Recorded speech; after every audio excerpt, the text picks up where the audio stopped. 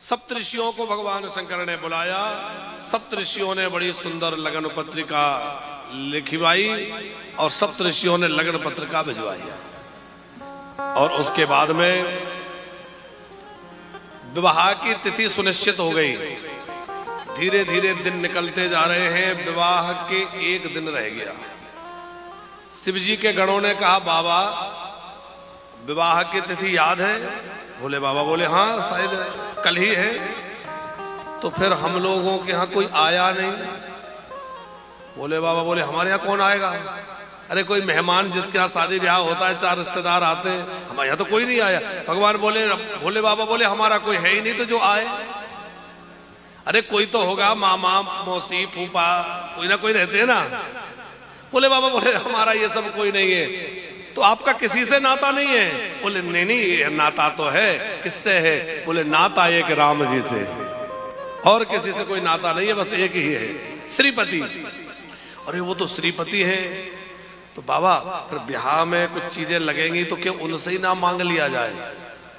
बोले बाबा बोले क्या मांग ले? बोले बढ़िया मुकुट है, कुंडल है, कवच है, कोई वाहन है। बोले बाबा श्रीपति भगवान नारायण से सब कुछ थोड़ा मांग लिया जाए तो दुल्हा सज जाए। भगवान भोले बाबा बोले हम ऐसे वर नहीं बनना चाहते जो बाद में बराबर हो जाए।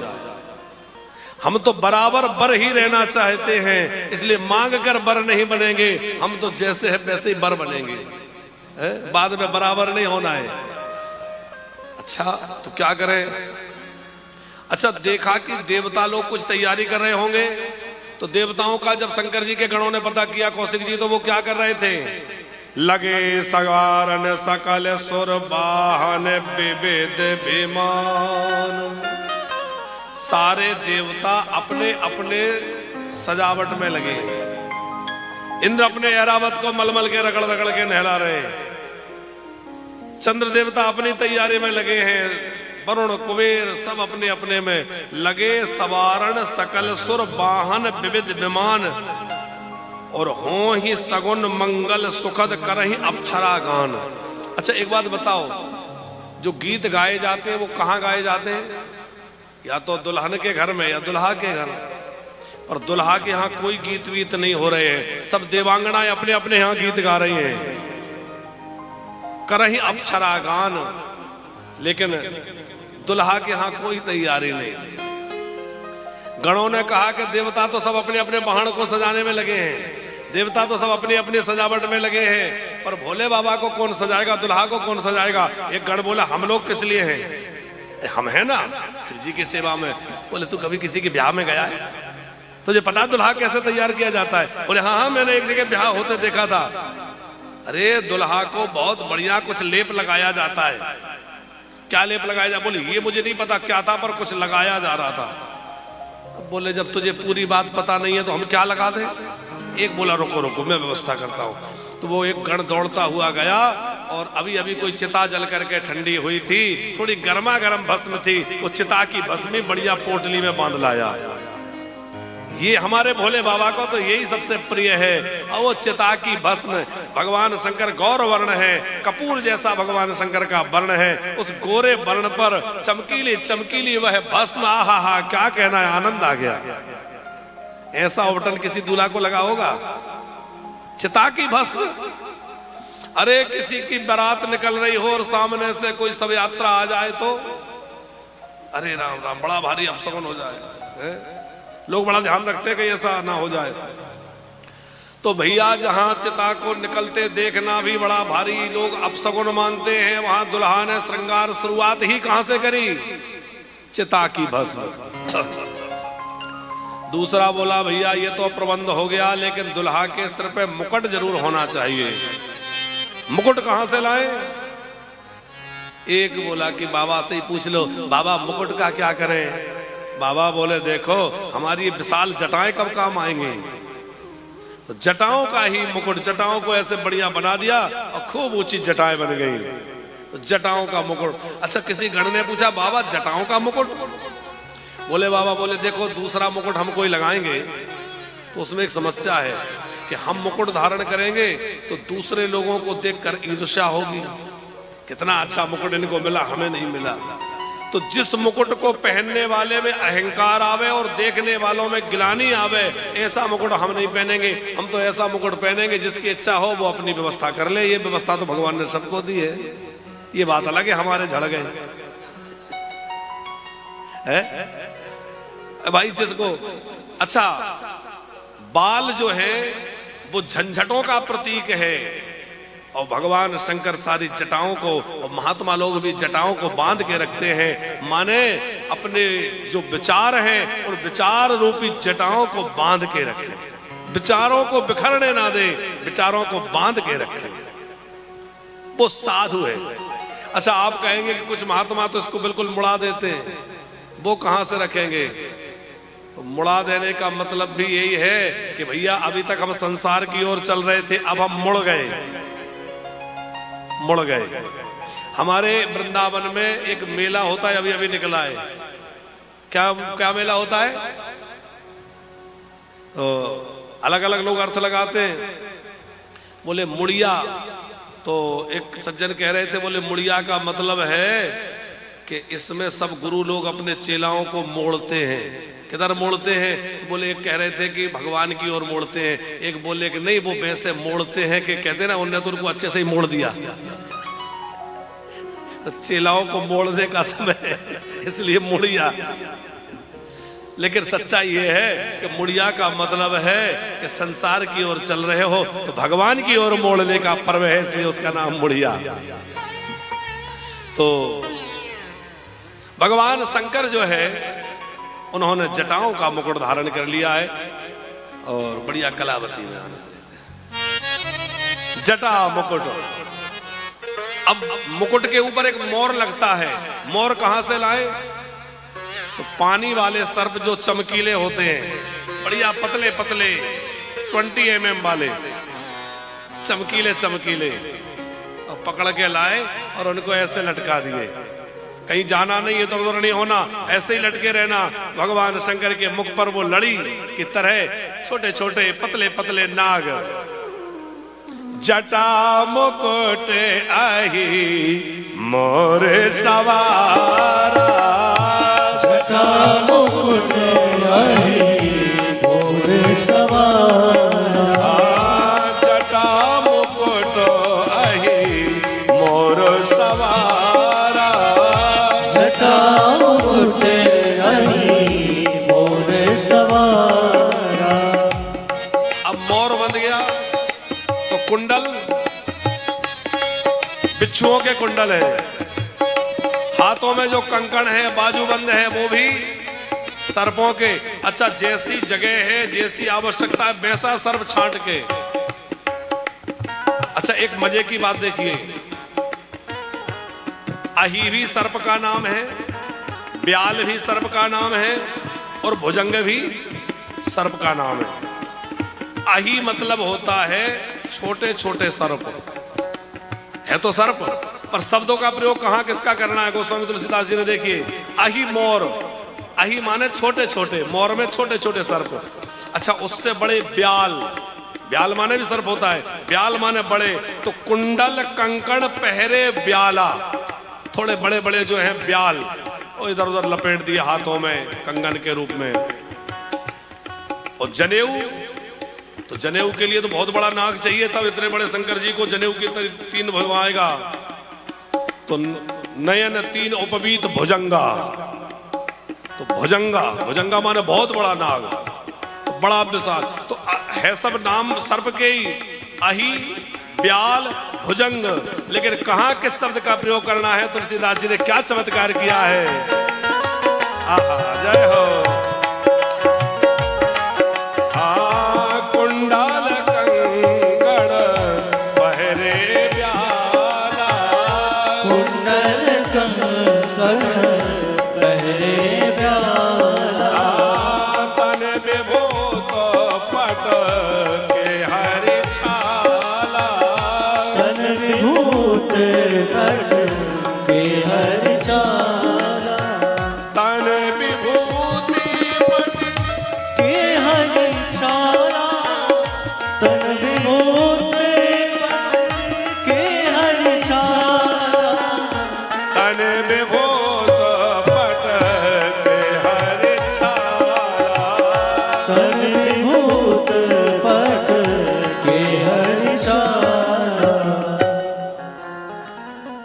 अच्छा, यहां एक बात लिखी है सोनी जी, केहरी छाला। केहरी नाम होता है सिंह का, सिंह को केहरी बोलते हैं। तो बाघांबर भगवान शंकर को गणों ने लपेट दी। लेकिन आगे आप कथा सुनेंगे कि जब माता मैना के सामने भगवान शंकर गए तो नग्न थे। तो एक संत कह रहे थे, बोले जब यहाँ लिखा है कि कमर में बाघांबर बांधा गया तो भोले बाबा नग्न कैसे हो गए? तो बोले बात ऐसी है कि बाघांबर थोड़ी मोटी होती है, वो गठान तो लगती नहीं। तो क्या किया, एक सर्प को लपेट के उसी से कहा कि यहीं लपटे रहना ताकि ये बाघांबर खसके नहीं, बंधा रहे। अब वो सर्प से कह दिया था हिलना मत, कहीं जाना मत, लेकिन बीच में नागिन डांस होने लगा।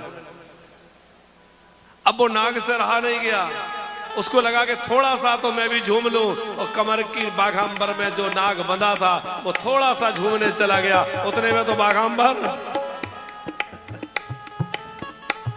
अब ये हंसने की बातें हैं, वास्तविकता तो यह है कि भगवान शंकर ने वहां जानबूझकर मैना महारानी को दिखाने के लिए विकराल रूप धारण कर लिया था। बाद में बड़े सौम्य रूप धारण हो गए थे।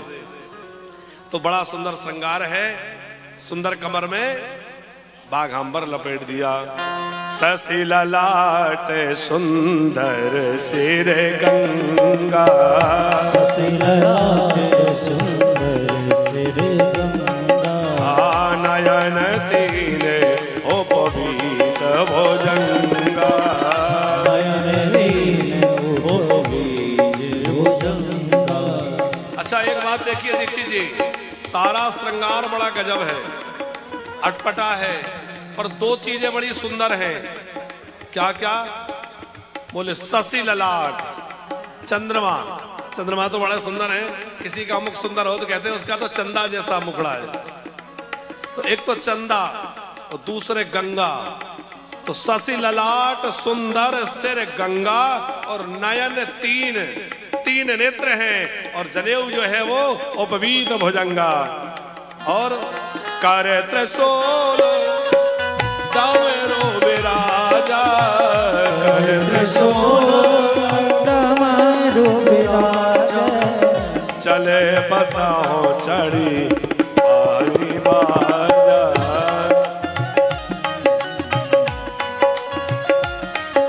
कर त्रिशूल, हाथ में भगवान शंकर के त्रिशूल है।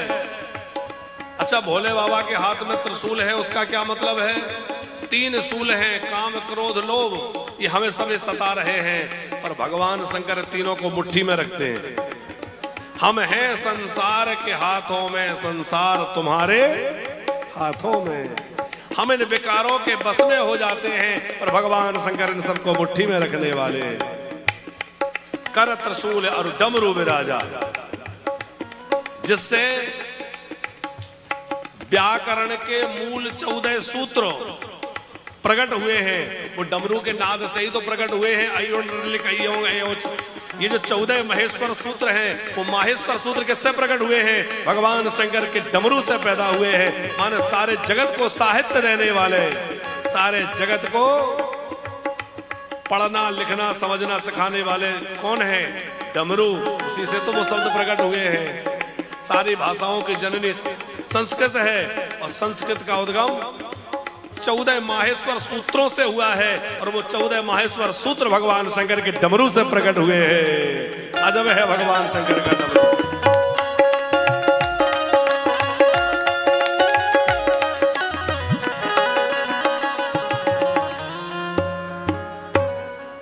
भगवान शंकर के श्रृंगार बड़ा अच्छा। एक विचार करें कि भोले बाबा के कंकण, हार, कुंडल सब नागों के हैं।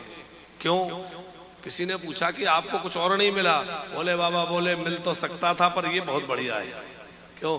बोले हम लोगों को दिखाना चाह रहे हैं कि जिस संपत्ति में तुम जितनी आसक्ति रखते हो, ये संपत्ति ना जाने कब आपके भूषण भुजंग बन जाए। भूषण भुजंग बन सकते हैं। अच्छा, एक बड़ी विचित्र बात है सोनी जी कि सर्प को पैर नहीं होते, लेकिन फिर भी चलता है कि नहीं? बिना पैरों के सर्प चल लेता है। उसी प्रकार संपत्ति जो होती है उसको पैर नहीं होते, लेकिन चलती है कि नहीं? क्या एक जगह ठहरती है? संपत्ति को भी पैर नहीं होते, पर वो एक जगह नहीं ठहरती। कैसे? बोले जैसे सर्प को पैर नहीं होते फिर भी वो एक जगह नहीं रहता, चलता है। भैया ये संपत्ति भी सर्प की तरह है। आज तुम्हें लग रहा है मेरी है, कल जाने किसकी होगी, इसलिए इसको अपना बांध करके इसके चक्कर में मत पड़ो, नहीं तो ये भूषण ही तुम्हारे लिए भुजंग बन के डसने लगेंगे। इसलिए सबको ये मानो कि भैया ये आज हमारा, कल किसका होगा पता नहीं। अच्छा, भगवान शंकर ने चिता की भस्म क्यों लगाई? बोले बताना चाहते हैं कि भैया ये शरीर चाहे जितना सजा लो, चाहे जितना बढ़िया बढ़िया इसमें मालिश कर लो, और वो कौन फेशियल क्या करते हैं, ये कर लो, आखिरी में इसकी भस्म बन जाना है। एक दिन ये शरीर भस्म बनना है, इस बात को मत भूल जाना। और भस्म जो है वैराग्य का प्रतीक है। भगवान शंकर कहते हैं भले ब्याह करने जाओ पर चित्त में वैराग्य होना चाहिए, चित्त में कामुकता नहीं होनी चाहिए। सज धज के भोले बाबा तैयार हुए तो कहा कि बाबा बढ़िया रथ, कोई घोड़ा, दुल्हा के लिए वाहन अच्छा होना चाहिए। भोले बाबा बोले नहीं नहीं, ना हम घोड़े पे बैठेंगे, ना हाथी पे बैठेंगे, ना रथ में बैठेंगे, हम तो अपने नंदी पे बैठेंगे। क्यों? बोले इसलिए नंदी नाराज हो जाएंगे कि हर समय हम, और ब्याह के समय घोड़े हाथी। अरे जो हर समय काम आए उसी को साथ रखना चाहिए। इसलिए वो रहीम जी का है, किसका है कि रहीमन बड़े ने को देखे छोटे दीजो ना विसार, और जहां काम आवे सुई कहा करे तलवार। भैया छोटे को कभी बड़ा मिल जाए तो छोड़ मत दीजिए, क्योंकि जहां छोटे की उपयोगिता है वहां बड़ा भी कुछ नहीं कर सकता, वो छोटे को छोड़ना मत है? हम तो नंदी पे ही बैठेंगे, यही हमारे लिए बढ़िया। अच्छा, ये तो बाहर की बात है, अंदर की बात बहुत बढ़िया है सोनी जी, कि घोड़े पर प्राय लोग बैठते हैं। घोड़ा जो है हमारे शास्त्रों में काम का प्रतीक माना है, काम का स्वरूप है। और बैल धर्म का प्रतीक है। भगवान शंकर कह रहे हैं दुनिया के लोग काम पर बैठकर जाते हैं, और आजकल तो काम पर बैठकर नहीं जाते बल्कि काम उनके सिर पे चढ़ के जाता है। हाँ, पर भोले बाबा कहते हैं हम ब्याह करने जाएंगे तो काम पर बैठकर नहीं बल्कि धर्म पर बैठकर जाएंगे, धर्मारूढ़ होकर के जाएंगे। अच्छा, भोले बाबा बैठे तो उल्टे बैठे, मुख पीछे। गणों ने कहा बाबा अब तो हद हो गई, अरे सीधे बैठ जाइए। भोले बाबा ने कहा क्या फर्क पड़ता है, अरे चलना नंदी को है, हम आगे मुंह करें पीछे करें, क्या फर्क पड़ता है? नहीं बाबा बहुत दूर जाना है, बहुत लंबी यात्रा है, आप पीछे मुंह करेंगे। भोले बाबा ने कहा देखो बात ऐसी है, मैं दुल्हा हूं। बोले हाँ। मुझे आगे आगे चलाओगे, बारात पीछे चलेगी? बोले हाँ। तो बारात में भगवान नारायण भी चलेंगे और मेरा मुंह आगे होगा तो भगवान की ओर पीठ हो जाएगी। और भैया वैष्णव वो है जो कभी भगवान को पीठ ना दिखाए, भगवान की ओर पीठ ना करे। और इसका एक अर्थ यह है कि भैया विवाह का मतलब है व्यक्तिगत रूप से संसार से जुड़ना। भोले बाबा कहते हैं कि भले ही हम संसार से जुड़ने जा रहे हैं पर अपनी दृष्टि में हम संसार को नहीं, अपनी दृष्टि में हम भगवान को रखेंगे तो संसार में बसेंगे तो सही पर संसार में फंसेंगे नहीं। इसलिए हम तो अपनी दृष्टि भगवान की ओर रखेंगे। अब उल्टे बैठ गए भगवान शंकर, बढ़िया गणों की बारात साथ में हो गई। उधर देवता सज धज करके इंद्र चंद्र कुबेर वरुण यम सब सजे धजे चले आ रहे हैं वाहनों पर। भगवान विष्णु ने कहा कि भाई एक बात है, क्या कि बारात दुल्हे के अनुरूप नहीं है। अब देखो कहना तो ये चाह रहे थे कौशिक जी कि बारात के अनुरूप दूल्हा नहीं है, क्योंकि देवताओं की बारात अद्भुत ये ऐसे। लेकिन यदि ये कह दे और शंकर जी कहे कि चलो ठीक है तो हमें जाना ही नहीं है, फिर ब्याह किसका करेंगे? तो भोले बाबा नाराज ना हो जाए, इसलिए विष्णु भगवान ने बड़े युक्ति पूर्वक कहा कि दुल्हा के अनुसार बारात नहीं है। भगवान भोलेनाथ ने कहा कि ठीक है तुम्हारी वचन बेकार नहीं जाएंगे, हम अपने अनुसार बारात भी तैयार कर लेते हैं। देवांगनाएं मुस्कुराई, बोले भैया ऐसे दुल्हा के अनुरूप कहीं दुल्हन मिलेगी? बर अनुहार जो है देख स्वह सुर त्रिय मुस्काही और बर लायक दुल्हन जग। ऐसे दुल्हा के जैसी बारात तो मिल जाएगी पर दुल्हन कहां मिलेगी? और मन ही मन महेश मुस्काई हरि के व्यंग वचन नहीं जाई। भगवान शंकर ने अपने एक गण को बुलाया, सुनो सुनो इधर आओ, जरा हमारे वाले लोगों को बुलाओ। और भोले बाबा के अपने लोग कौन है? भगवान ने कहा, भृंगी गए और उन्होंने ऐसा मंत्र प्रयोग किया कि सारी दुनिया में जितने भी शमशान हैं, उनमें रहने वाले जितने भूत प्रेत हैं, वो सब के सब हर हर महादेव करते हुए प्रकट हो गए। तमाम भूत प्रेत, कैसे कैसे भूत प्रेत हैं? भगवान शंकर के जो भूत प्रेत हैं वो बड़े विलक्षण हैं कि कौ मुखहीन विपुल मुख काहो, मुखहीन विपुल मुख काहो, बिनु पद कर कहो बहु पद बाहो, बिनु पद कर बहु पद बाहो, विपुल नयन को नयन विहीना, विपुल नयन को नयन विहीना, विपुल नयन को नयन विहीना, विपुल नयन को नयन विहीना, हृष्ट पुष्ट को अति तनकीना, हृष्ट पुष्ट को अति तनकीना। ऐसे ऐसे भूत प्रेत आए को मुखहीन। अब आप विचार करो, किसी को मस्तक ना हो और अकेला धड़ चल रहा हो तो कितना भयानक लगेगा। बिना मुख के, ओके, ऐसे हैं जिनके पूरे शरीर में ही मुख है, जगह जगह मुख ही मुख, विपुल मुख, किसी के एक भी आंख नहीं है, किसी के हजारों आंखें हैं, किसी के एक भी हाथ नहीं है, किसी के हजारों हाथ हैं, किसी को एक भी पैर नहीं है, लुढ़कते जा रहा है, और किसी के हजारों पैर है। विपुल नयन को नयन विहीना, नयन को नयन विहीना, और हृष्ट पुष्ट, कोई बड़ा मोटा ताजा है, गोल पिंडी, और कोई हड्डियों का ढांचा, केवल हड्डी हड्डी दिख रही है, कोई इतना गोरा है और कोई एकदम काला, हंसता है तो बस दांत चमकते हैं।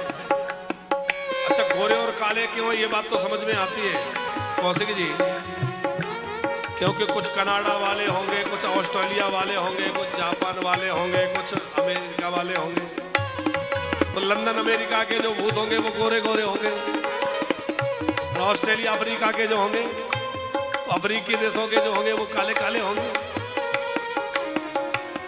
अच्छा, एक बात है, दुनिया में आप घूमे आइए, कहीं कहीं आपको मनुष्य ऐसे लगेंगे कि बहुत ज्यादा गोरे हैं, और कहीं कहीं ऐसा लगेगा बहुत ज्यादा काले हैं, है कि नहीं है? ऐसा लगता है जैसे कुम्हार बर्तन बनाता है, और बर्तन बनाने के लिए उसने अवा लगाया, पकाता, आप वो समझते हैं अग्नि में लगा के पकाता है, अवा लगाया, कच्चा निकाल दिया, अरे बोले ये तो कम पके निकल आए, तो वो अध पका जो अवा निकला वो कौन है? बोले वो इंग्लैंड वाले। अच्छा, कभी फिर दोबारा अवा लगाया कुम्हार ने, तो ज्यादा पक गया, तो अफ्रीका वाले। अरे बोले भैया ये कम पका रह गया था, ये ज्यादा पक गया, अब थोड़ा ध्यान रख के पकाना है कि बिल्कुल ठीक पके, और जैसे ठीक पका तो वो इंडिया वाले। इसका मतलब परफेक्ट वर्जन तो यही है, इससे ये सिद्ध होता है कि परफेक्ट कहां है। एक बात और हमने एक दिन कही थी कि वहां सांचे बड़े गड़बड़ हैं, ये वाले इंडिया में जैसी सुंदरता है आपको दुनिया में नहीं मिलेगी साहब, आप कहीं घूमे आइए, पर जो सुंदरता है, तो हमें लगता है जो भूत प्रेत आए वो अकेले भारत के नहीं होंगे, क्योंकि लिखा है श्रृंग्रही पेर सकल गण टेरे, तो सकल गण का मतलब है सारे ब्रह्मांड के भूत प्रेत, तो अलग अलग देशों के भूत प्रेत होंगे तो वो थोड़े अलग ढंग के होंगे। तो हृष्ट पुष्ट को अति तनकीना, विपुल नयन को नयन विहीना, तनकीन को पीन पावन को पावन गति धरे, भूषण कराल कपाल कर सब सत्य सोनित तना भर, खर स्वान स्वर सकाल मुख गण वेश अगणित को गणे, बहु चिरत प्रेत पिशाच जोगी जमात वरन तो नहीं बने।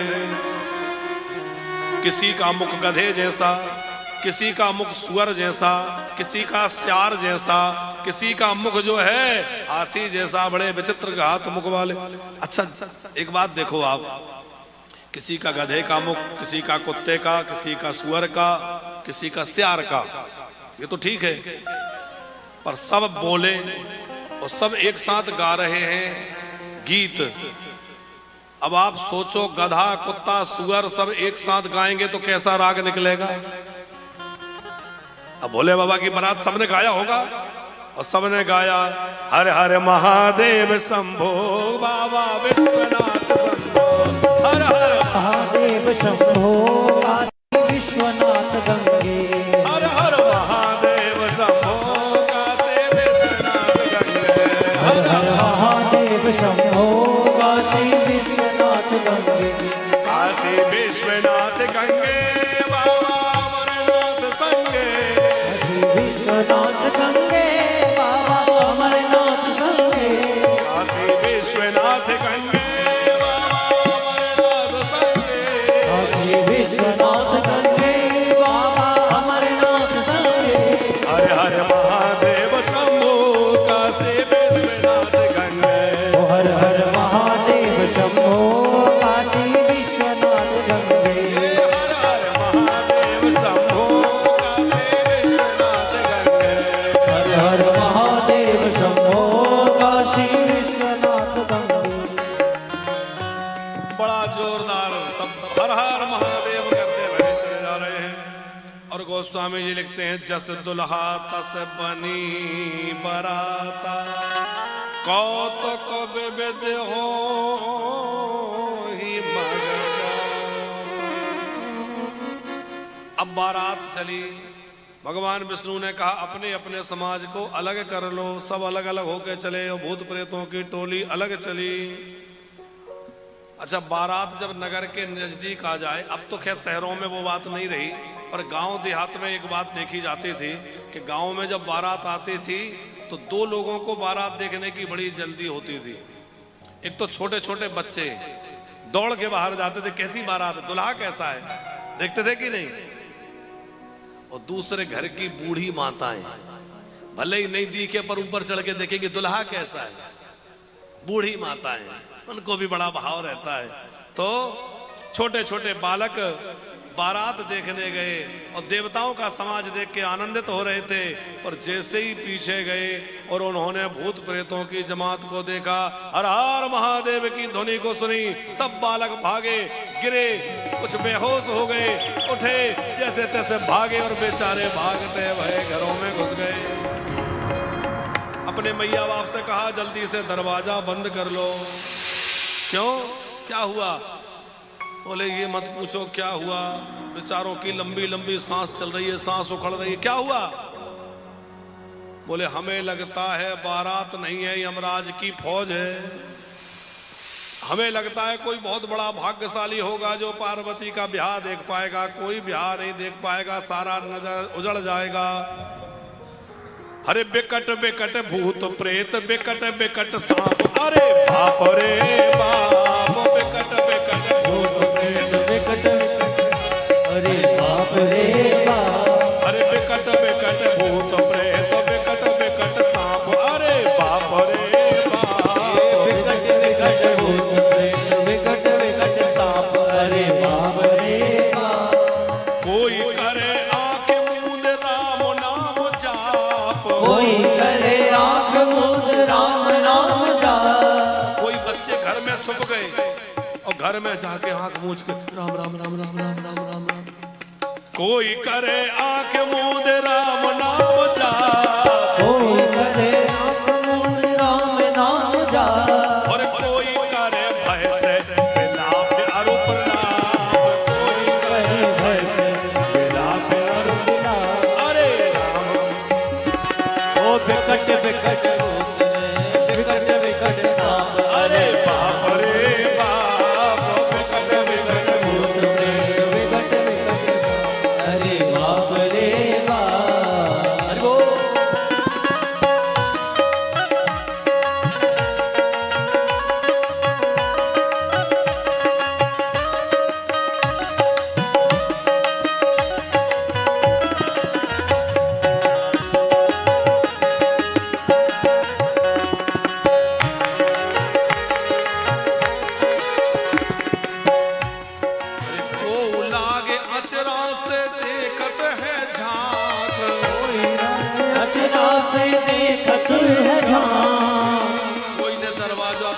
कर लिया। और कहीं छोटी मोटी अलमारी वो है खिड़की, उसमें से झांक रहा है कि आ रहे हैं कि कहाँ गए। अरे कोई लगे अचरा से देखत है झांक, कोई लगे अचरा से देखत है झांक, और कोई बैठे आंख बंद है हो। अरे कोई करे आंख बंद राम नाम जाप, अरे बाप रे बाप। विकट विकट भूत प्रेत विकट विकट सांप, अरे बाप रे बाप। बड़ा गजब का शिव जी का समाज है। घर वालों ने कहा बच्चों डरो मत, ये शिव जी का समाज है। जैसे तैसे समझाया और मैना महारानी आरती की थाल सजा करके और प्रसन्न करने के लिए आगे चली। जैसा कि होता है जब बारात दरवाजे पे आने वाली होती है तो बेटी की माँ हाथ में थाल लेके कुछ खाने की सामग्री लेकर के मीठा मीठा लेकर के द्वार पर जाती है और बड़ा सुंदर जो है वहां प्रसन्न होता है। कई क्षेत्रों में इसकी परंपरा है, कहीं पौराणिक परंपरा है, कई जगह नहीं होता। आप क्या होता है प्रसन्न प्राय जगह होता है। तो प्रसन्न कराने के लिए जैसे ही आई तो बड़ी सुंदर सज धज के आई, सुंदर हाथ में थाल, जगमगाता दीपक, गंगा जल का लोटा, और सुंदर सखियां गीत गा रही हैं, मंगल गीत गाते हुए सखियां चली आ रही हैं। और इधर भगवान शंकर का बारात का समाज चला आ रहा है। मैना महारानी ने चढ़कर देखा ऊंचाई पर तो जो गंधर्वराज बसु हैं वो अपने समाज के साथ चले आ रहे हैं। गंधर्वराज बसु को देखा हाथी पर बैठे हुए, ओहो कितना बढ़िया दूल्हा नारद जी ने मेरी बेटी के लिए बताया, कितना सुंदर है, क्या अद्भुत इसका समाज है। नारद जी बोले नहीं नहीं नहीं माता जी, ये दुल्हा नहीं है, तो बाराती है। बोले नहीं ये बाराती भी नहीं है, ये लोग तो तमाशा देखने आए, बारात और दुल्हा तो पीछे आ रहे हैं। अच्छा फिर तो जो है मणिग्रीव नाम के जो यक्षराज कुबेर के पुत्र हैं, यक्षराज कुबेर के पुत्र मणिग्रीव अपने शास्त्रों सेवकों के साथ 10 करोड़ सेवक साथ चल रहे हैं। शिव पुराण में लिखा है। अब 10 करोड़ सेवकों से घिरा कोई चल रहा हो, उसकी क्या अद्भुत शोभा हो रही होगी। अरे यही दुल्हा है, दुल्हा है, दुल्हा है। नारद जी बोले नहीं नहीं नहीं ये दुल्हा नहीं है, चक्कर में मत पड़ो। तो दुल्हा पीछे आ रहा है। फिर जो है चंद्र, इंद्र, वरुण, कुबेर और सब चले आ रहे हैं, सबको दुल्हा मान ले रही हैं। फिर तो भगवान नारायण को देख के तो लगा कि अब तो पक्का ही हो गया। बोले नहीं नहीं नहीं नहीं ये भी दुल्हा नहीं है, ये बाराती भी नहीं है, ये तो बस तमाशागीर हैं। बाराती भी पीछे हैं, दुल्हा भी पीछे है। और जैसे ही दुल्हा और बारात को देखा तो कैसी बारात है। अरे आई शंकर के बाराते आहे हिमाचल नगरी, शंकर की बरतिया हिमाचल नगरी। ओ आई शंकर के बारातिया हिमाचल नगरी, आई शंकर की बरतिया हिमाचल नगरी। हिमाचल नगरी, ओ हिमाचल नगरी, हिमाचल नगरी, हिमाचल नगरी, ओ हिमाचल नगरी, हिमाचल नगरी, हिमाचल नगरी, हिमाचल नगरी। आई शंकर के बारातिया हिमाचल नगरी, आई शंकर की बरतिया हिमाचल नगरी। पूर्वासी सब देखने आए कैसे सजे बराती, पूर्वासी सब देखने आए कैसे सजे बराती। कौन कौन से आए बराती, कैसे आए बराती, कौन कौन से आए बराती, कैसे आए बराती। कैसी दुल्हा की सूरत आए हिमाचल नगरी, कैसी दुल्हा की सूरत आए हिमाचल नगरी। ओ आई शंकर के बारातिया हिमाचल नगरी, आई शंकर की बरतिया हिमाचल नगरी।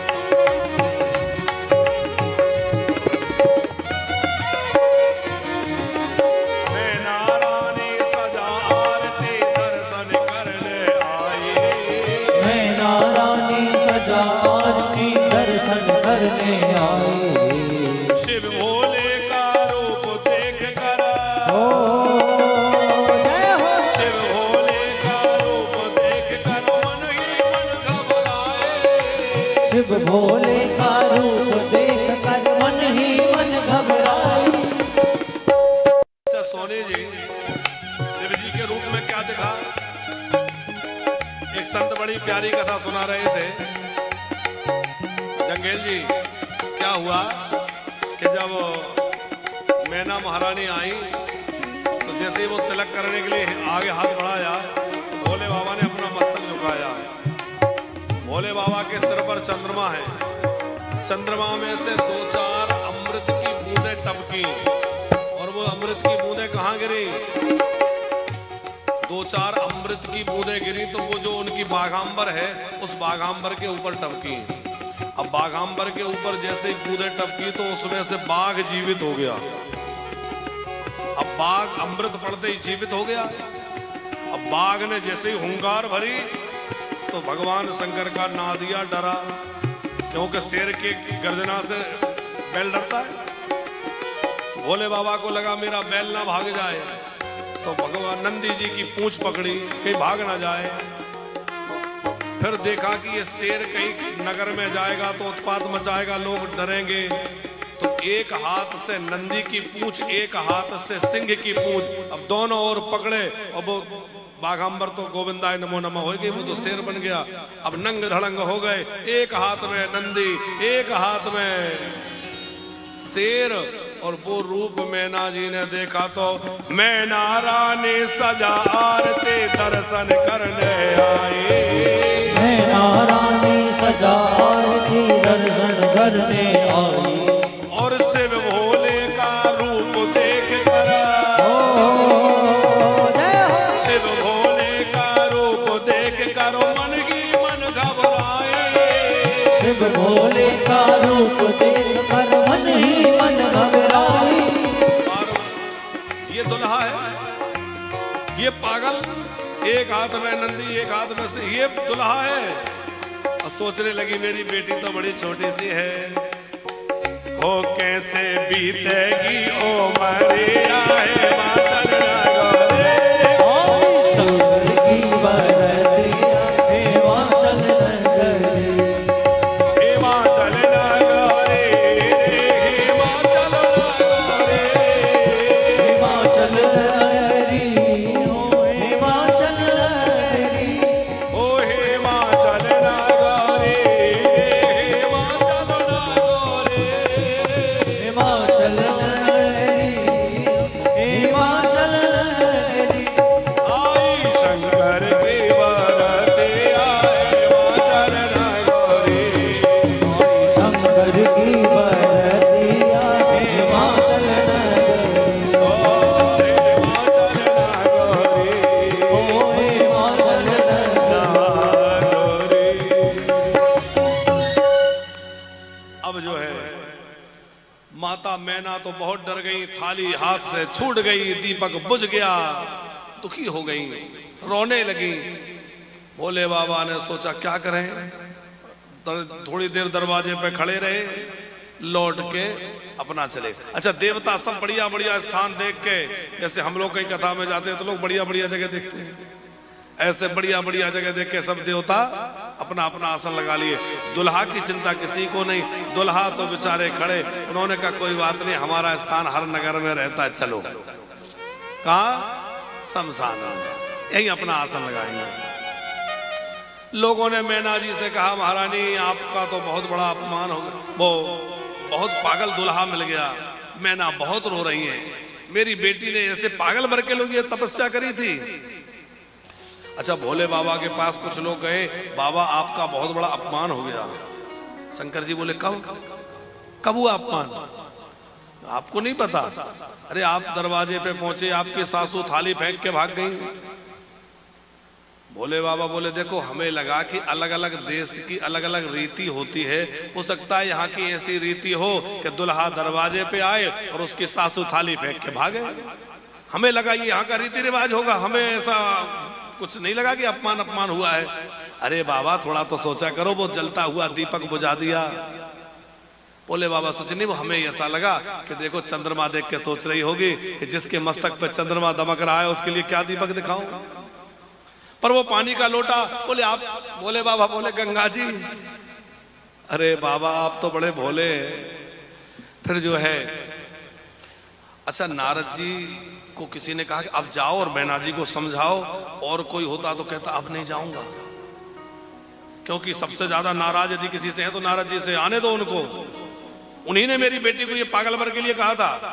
पर धन्य है नारद जी, उन्होंने कहा संत का काम ये नहीं है कि पुष्पमाला मिले, सेवा पूजा हो तब तो जाएं, और जहां कोई ऐसी बात हो जाए तो दूर भागें, ये संत का काम नहीं है। मैं उनके हित के लिए ऐसी स्थिति में भी जाऊंगा, भले ही मुझे गालियां क्यों ना खानी पड़े। नारद जी गए, समझाया, माँ आप परेशान मत होइए, ये जगदम्बा है, भवानी है, ये तुम्हारे भाग्य हैं, तुम्हारे घर में जन्म लिया है। उसके बाद देवताओं ने मीटिंग करी, बोले सुनो, हम लोग पहले भोजन करेंगे, बाद में ब्याह होगा। आप रामचरितमानस पढ़ते हैं जंगेल जी, तो शिव जी के ब्याह और राम जी के ब्याह में एक अंतर है कि राम जी के विवाह में विवाह की विधि पहले है और भोजन की चर्चा बाद में। और आप रामचरितमानस में यदि शिव जी के ब्याह को पढ़े तो इसमें विवाह का पहले, भोजन की वर्णन पहले है और विवाह का, तो ऐसा क्यों? बोले देवता अड़ गए, पहले भोजन होगा बाद में कोई विधि होगी। क्यों? बोले पता नहीं भूत प्रेतों की बारात, ब्याह हो पाएगा कि नहीं हो पाएगा, कम से कम भोजन तो कर लो। एक देवता बोले वो सब तो बाद में करेंगे, पहले बताओ दुल्हा कहाँ है। अब दुल्हा के ढूंढना शुरू हुआ, दुल्हा को सब जगह ढूंढा, कहीं ना मिले, क्योंकि जनवासे में तो बाराती भरा लेके दुल्हा नहीं। भगवान नारायण बोले चिंता मत करो, हमें पता है वो कहाँ मिलेंगे। जाकर जनवास, जाकर शमशान से भोले बाबा को बुलाया, वहां मत रहिए, आज ब्याह है, आज तो इधर आ जाइए। अब जैसे ही पंगत हुई, अच्छा देखो बड़े लोगों के विवाह में अलग अलग समितियां बनती हैं, अलग अलग लोगों को नियुक्त कर दिया जाता है, तुम ये व्यवस्था देखोगे, तुम ये, ऐसी व्यवस्था होती है ना। तो कुछ लोगों को बारात की अगवानी की व्यवस्था मिली थी, उन्होंने जब भूत प्रेतों की अगवानी करने गए तो किसी का हाथ टूटा, किसी का पैर टूटा, बेचारे भागे वहां से। पर आके राजा से कुछ नहीं कह सकते थे, नहीं राजा नाराज होंगे कि हमारे बारातियों को पागल कह रहे हो, दुल्हा पागल है, इसलिए सब डरे थे, कुछ कह नहीं रहे थे। अब उनसे कहा गया चलो बारात के भोजन का प्रबंध करो। बोले और किसी को भेज दो। नहीं तुम क्यों नहीं जाओगे? बोले हमें कहीं और लगा दो, हम और कुछ कर लेंगे पर भोजन कराने नहीं जाएंगे, क्योंकि वो एक बार नाश्ता कराने गए थे तब पता चला हाथ पैर टूट गए, मुश्किल से प्राण बचे। अब वो कह रहे हम और कहीं चले जाए पर वहां नहीं जाएंगे। फिर कुछ लोगों ने समझाया कोई बात नहीं, हम सब साथ हैं, चलो। अब भूत प्रेत बैठ तो गए पर पत्तल परोसना बहुत मुश्किल। क्यों? जैसे ही उसने 2-4 पत्तल डाले तो खड़ा हो गया। अच्छा आपने देखा होगा जब पत्तल वगैरह होती है भोजन में, आजकल तो बफर चल गया तो सिस्टम ही सब बर्बाद है, तो कुछ लोग निरीक्षण के लिए खड़े रहते हैं। जैसे हमारे यहाँ जब भंडारा होता तो हमारे राकेश जी पूरा निरीक्षण करते हैं, ऐसे कुछ लोग निरीक्षक होते हैं ना, व्यवस्थित चल रहा है कि नहीं। तो जो निरीक्षक थे उन्होंने कहा क्यों खड़े क्या हो गए, पर आगे बढ़ो। बोले नहीं मैं ये सोच रहा था कि इनका मुंह उधर है, हाथ इधर है, उल्टा मुंह था, पत्तल किधर लगाएं। उसने अरे डालो डालो आगे बढ़ो। वो डाल के बेचारा जैसे तैसे आगे बढ़ा। अब फिर आगे दूसरा भूत बैठा था, उसके बहुत सारे मुख थे। बोले फिर रुक गया, अब क्या हुआ? बोले ये समझ में नहीं आ रहा कि यहाँ कितने पत्तल डालें। अरे बोले कितने भी क्या, एक डालो, एक व्यक्ति को एक डालो। फिर आगे बढ़ गया, आगे फिर रुक गया। अब क्यों रुक गए? वहां ऐसा भूत बैठा था जिसको मुंह ही नहीं था। बोले इनको पत्तल डालें कि नहीं डालें, डालें तो फायदा क्या, ये खाएंगे कैसे, मुंह ही नहीं है। भूत के अंदर से आवाज आई इससे तुम्हें क्या मतलब? ओ उसने पत्तल डाली और भागा। जैसे तैसे बेचारों को पत्तल, भूत प्रेतों की समाज को कौन छिपाए? वो भूत प्रेत तो जो है वो पत्तल ही पा गए। उन्होंने समझा यही व्यंजन होगा, पहली बार ही तो गए थे। और रायते के कुंड में हर हर महादेव, खूब आनंद हुआ। और फिर तो बड़ा शिव जी का समाज बड़े आनंद का है कि अर्घ मांगते चंद्रमा और भेंट मांगती गंग। लोगों ने सोचा एक काम करो, और किसी को ना खिला पाओ तो दुल्हा को ही खिला दो। तो दुल्हा के साथ भी समस्या है क्या? बोले दुल्हा के साथ भी कुछ लोग हैं, मस्तक पर चंद्रमा, ऊपर गंगा, गले में भुजंग, तो अर्घ मांगते चंद्रमा और भेंट मांगती गंग और भावत दूत भुजंग को भोला के प्रिय भंग। तो भैया दुल्हा को खिलाना भी सहज नहीं है, पहले इनको खिलाओ। अच्छा एक मुंह हो तो खिला दो अग्रवाल जी, एक मुंह हो तो खिला दो। एक कवि ने बड़ी अच्छी एक कविता लिखी है कि काहे न मांगत भीख फिरे घर में नहीं एक अन्न अधेला, और जो मुख एक तो पूर परे मुख ही मुख को घर माही झमेला, और शीस चढ़े सहसानन है और गोद गजानन बैल तवेला, और चतुरानन बाप पंचानन आप चढ़ानन पूत दसानन चेला। सिर पे है जो है वो सहसानन 1000 मुंह वाला। अब 1000 मुंह वाला कितना खाएगा? सहसानन और गोद गजानन, हाथी के मुंह वाला गोद में, हाथी वैसे ही बहुत खाता है। बैल तबेला, बैल वाहन है। और पिताजी के तो 4 ही मुंह थे ब्रह्मा जी, चतुरानन बाप और बेटे के मान शंकर जी के, और 5 हो गए। तो चतुरानन बाप पंचानन आप षढ़ानन पूत, बेटा भाई तो उनके 6 मुंह। कार्तिकेय जी चतुरानन बाप पंचानन आप षढ़ानन पूत, और एक चेला मिला तो वो 10 मुंह वाला दसानन चेला। बोले भैया इतने मुंह वालों को कौन भोजन जमाए? तो आपको वाहन बैल बलि बनताहों को वाहन सिंह पे खेले, और मूसक को वाहन है सुत एक दूजो मयूर के पक्ष बिसेखे, भूषण है कवि चैन फनिंद के बैन परे सब ही पर लेखे, और तीनों लोक के ईस गिरी से सुजोगी भये घर की गति देखे। घर की विपरीत दशा देख करके तो भगवान शंकर जोगी हो गए। बोले भैया कैसे क्या काम चले, वो तो बड़ी समस्या है घर में। तो घर की विषमता को देखकर भोले बाबा योगी हो गए। और हमारे भगवान शंकराचार्य जी कहते हैं, आद्य शंकराचार्य, ब्रसो वृद्धो यानम, चलने के लिए यदि कुछ यात्रा करने के लिए है तो वो बूढ़ा बैल। ब्रशो वृद्धो यानम विषम शमशान वासिन वासम, निवास करने के लिए यदि कुछ है तो शमशान, यदि रहने के लिए कुछ है तो खाली दिशाएं, और क्रीड़ा करने के लिए कुछ है तो शमशानम क्रीड़ा भूर भुजंग निहगो भुज भूषण निधिम। क्रीड़ा करने के लिए यदि कुछ है तो वो केवल शमशान, आभूषणों में यदि कुछ है तो सर्प, ऐश्वर्य के नाम पर कुछ है तो भांग धतूरा। ऐसे महादेव के घर में कौन टिके? वो तो हमारी भगवती अन्नपूर्णा है, जिनके जाने से भगवान शंकर के भंडार भर गए और भगवान महादेव ओघड़दानी हो गए। ये शंकराचार्य जी का भाव है। बोले इनके पास तो कुछ था नहीं, बूढ़ा बैल, खाली दिशाएं, शमशान में रहना, भांग धतूरा खाना। पर भगवती अन्नपूर्णा पहुंच गई तो अन्नपूर्णा माता जी की कृपा से घर के भंडार भर गए। बोले गौरी शंकर भगवान की। फिर खूब आनंद है, मैना महारानी समझ गई। बोले बाबा ने बड़ा सुंदर स्वरूप बनाया और सुंदर स्वरूप बना के मंडप में पधारे और बड़े सुंदर विधि से गणेश जी का पूजन हुआ, देवताओं का पूजन, और फिर विवाह की विधि बड़े आनंद के साथ संपन्न हुई। दिव्य विवाह गौरा शंकर का हुआ है। बोले गौरी शंकर भगवान की जय।